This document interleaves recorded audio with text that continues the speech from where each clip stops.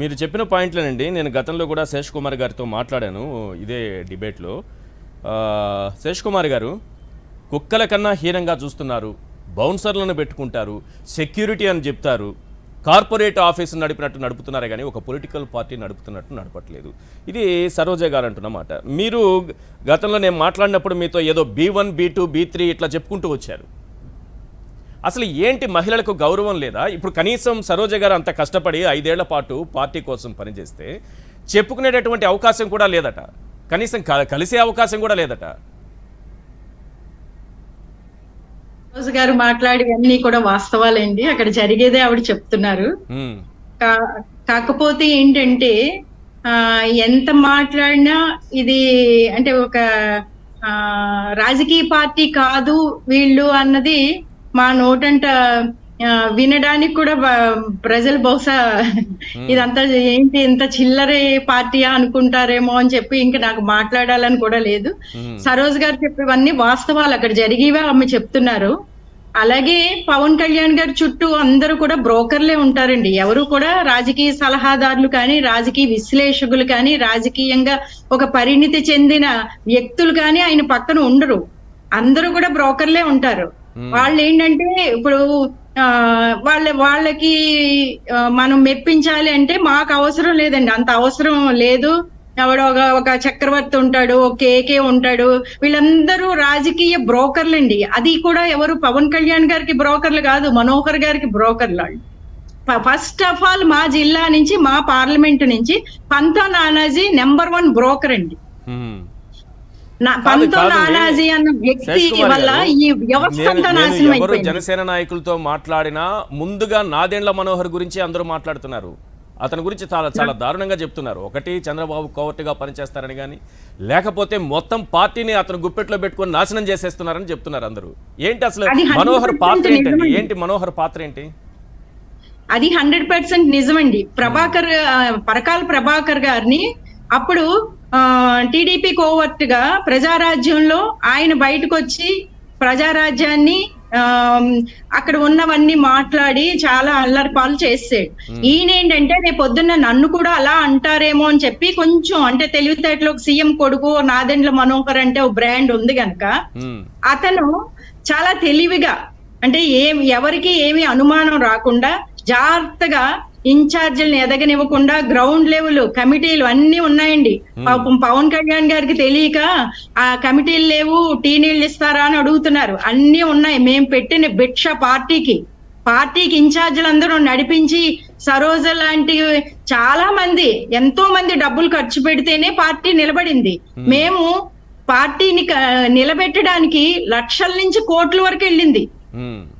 కానీ మాకున్న గౌరవం కానీ ఏ మర్యాద కానీ అక్కడ ఏ విధంగానూ దక్కలేదు. ఇంకా మేము ఇప్పుడు శేష్ కుమార్ వచ్చింది, తర్వాత సరోజ్ వచ్చింది, ఇంకా ఎంతమంది వస్తారో వస్తూనే ఉంటారు. జనసేన పార్టీ ఖాళీ అవుతుంది.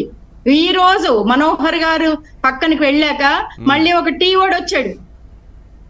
టీ టైం అధినేత అని చెప్పుకోవడానికి అంటే అతనికి ఏమైనా గొప్పగా ఉందేమో కానీ ఒక రేంజ్ రోవర్ ఉంటే సరిపోదండి. ఎందుకంటే చదువు పెరిగే కొలది సంస్కారం పెరగాలి, డబ్బు పెరిగే కొలది అహంకారం తగ్గాలి.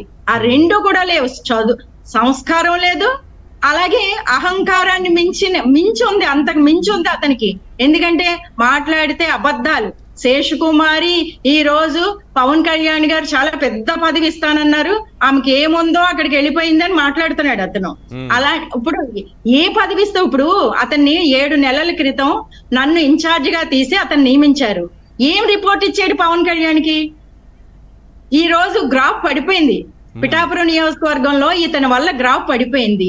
ఏం తీసుకెళ్లి ఇప్పుడు ఒక ఇన్ఛార్జిని 28,000 పైచిలకు ఓట్లు వచ్చిన ఒక ఇన్ఛార్జిని కలుపుకోవడం చేత కాలేదు అతను.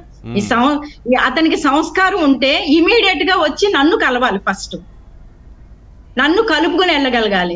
ఏమండి, కొనతల రామకృష్ణ 9 ఓట్లతో నెగ్గాడు. Every vote is important.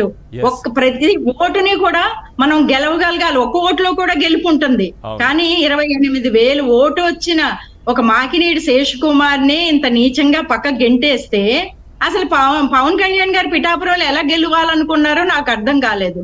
ఇతను బిజినెస్ లో జమ్ అయ్యి ఉండొచ్చండి, కానీ ఆ బిజినెస్ ఏదో టీ టీ షాప్ పక్కన పూల కొట్టు కూడా పెట్టుకుంటే పూల కొట్టుడికి పనికొస్తాడు అతను. నేను అలాగే మాట్లాడతాను, ఎందుకంటే వీళ్ళందరూ బ్రోకర్లండి, రాజకీయ బ్రోకర్లు వీళ్ళు. రాజకీయంగా డబ్బులు, ఇంకొకటి నా వంతు నా సేన అని చెప్పి వీళ్ళు డబ్బులు కలెక్ట్ చేశారు. మేము ఇన్ఛార్జీలుగా డబ్బులు అడిగేయండి అని చెప్పి కాన్ఫరెన్స్ కాల్స్ లో మాకు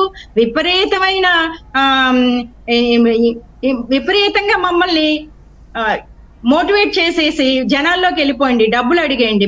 మేము డబ్బులు యంత్రం అండి, మేము జనాల్లోకి వెళ్ళి డబ్బులు అడుక్కోవాలి, అడుక్కుని పార్టీకి పంపించేయాలి. ఆ డబ్బులు రూపాయి 2 రూపాయలు కాదు, అలాగా మమ్మల్ని యంత్రం కింద వాడుకున్నారు వాళ్ళు. తర్వాత విసిరేశారు. ఇవన్నీ సరోజ గారు కూడా చాలా డబ్బులు పార్టీకి ఇచ్చుంటారు నాకు తెలిసి.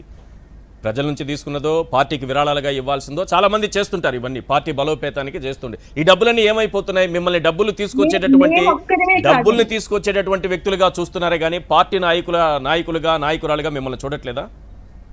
లేదండి, మేము డబ్బులు యంత్రాలు, లక్షలు తెచ్చేయండి, పార్టీకి ఎంత ఇచ్చేయండి, పార్టీలకి మోసేయండి, బస్సులు పెట్టేయండి అంటే ఇంకా డైలీ వాళ్ళకి కావాల్సింది దేని వల్ల డబ్బులు వస్తాయని చూసుకున్నాను. ఎన్ఆర్ఐల్ని మోటివేట్ చేసి వాళ్ళ దగ్గర నుంచి జనసేన పార్టీ డబ్బులు లేని పార్టీ అని చెప్పి డబ్బులు దండుకోవడానికి వచ్చిన పార్టీ అని నేను ఈ రోజున అంటున్నాను. ఎందుకంటే నా వంతు నా సేన తో వచ్చిన డబ్బులన్నీ ఏం చేశారు, ఎక్కడ పెట్టారు?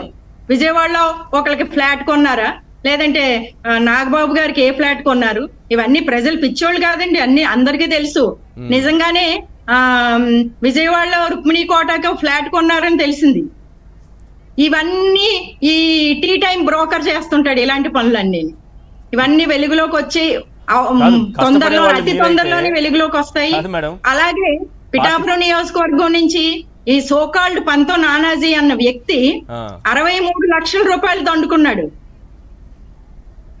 కాదు, కష్టపడుతున్నది మీరంటే మిమ్మల్ని కాదని మీరు తీసుకొచ్చినటువంటి సొమ్ములతో కోట రుక్మిణికి ఫ్లాట్ కొనడం ఏంటి? అది ఇంకెవరెవరికి కొన్నారో అవన్నీ వెలుగులోకి వస్తాయండి, తొందరలోనే వస్తాయి. అవన్నీ రుజువులతో సహా అన్ని బయట పెడతాం, ఏది వదిలేది లేదు. ఎందుకంటే నా ఒక్కదానికి అన్యాయం జరిగితే నేను ఊరుకుండేదాన్ని, కానీ జరిగిన అన్యాయం ఒక్కళ్ళకి కాదు, ఇన్ఛార్జీలందరూ కూడా కోట్లు నష్టపోయి జీవితాలు పోగొట్టుకుని ఎంతో మంది, అంటే మాకు ఎంతో కొంత బతకగలకు స్తోమత ఉంది కనుక బ్రతుకుతున్నామండి, ఇంట్లో ఉన్న వాళ్ళు డాక్టర్లు గనక. అదే మామూలు వాళ్ళ పరిస్థితి ఏంటి? ఆకు చెప్పులు వేసుకున్న వాడికి ఎమ్మెల్యే చేస్తానని చెప్పి 4.5 సంవత్సరాలు వాడుకుని ఇసిరి పారేస్తే రేపు పొద్దున వాళ్ళు సూసైడ్ చేసుకుంటే అప్పులు పాలయ్యి ఎవరు సమాధానం చెప్తారు? నాదెండ్ల మనోహర్ గారు బాక్స్ లోంచి డబ్బులు తీసుకొచ్చి ఇస్తాడా? లేదా పవన్ కళ్యాణ్ గారు ఆస్తులు అమ్ముకుని డబ్బులు తెచ్చిస్తారా?